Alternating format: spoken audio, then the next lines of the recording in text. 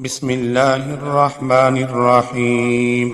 آمن الرسول بما أنزل إليه من ربه والمؤمنون كل آمن بالله وملائكته وكتبه ورسله لا نفرق بين أحد من رسله وقالوا سمعنا وأطعنا غفرانك ربنا وإليك المصير. لا يكلف الله نفسا إلا وسعها لها ما كسبت وعليها ما اكتسبت ربنا لا تؤاخذنا إن نسينا أو أخطأنا ربنا ولا تحمل علينا إسرا كما حملته على الذين من قبلنا ربنا ولا تحملنا ما لا طاقة لنا به واعف عنا واغفر لنا